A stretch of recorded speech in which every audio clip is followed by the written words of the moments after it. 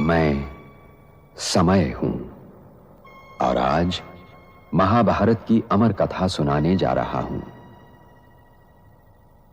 यह महाभारत केवल भरत वंश की कोई सीधी सादी युद्ध कथा नहीं है।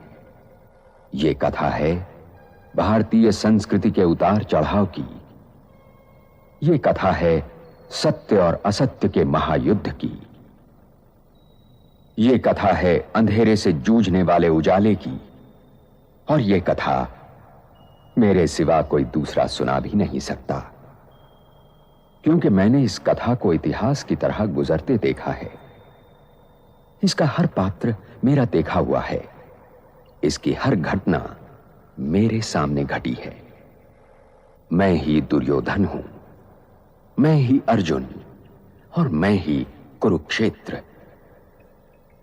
क्योंकि महाभारत बनते बिगड़ते रिश्तों और रिश्तों के आधार और जीवन सागर को मथकर जीवन के तत्व और सत्य का अमृत काढ़ने की कहानी भी है।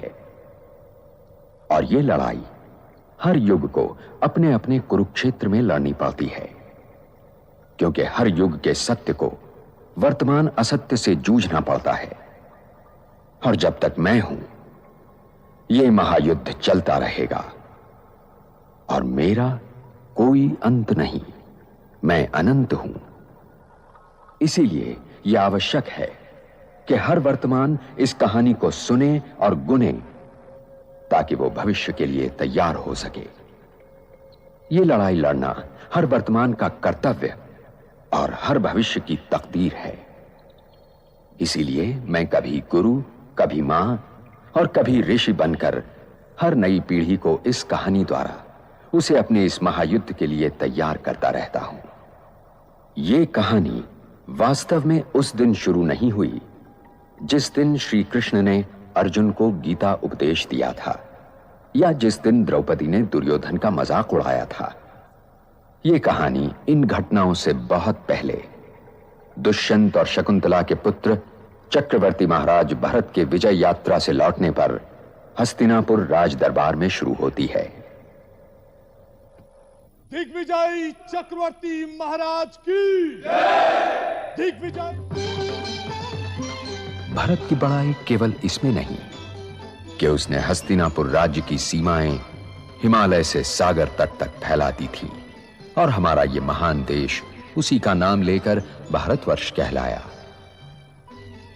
महाराज भरत की बड़ाई इसमें भी है कि उन्होंने ठीक अपने राज दरबार की मिट्टी में प्रजातंत्र का पहला बीज डाला और जन्म और कर्म के बीच में एक रेखा डालकर यह कहा कि जीवन का अर्थ जन्म नहीं, कर्म है।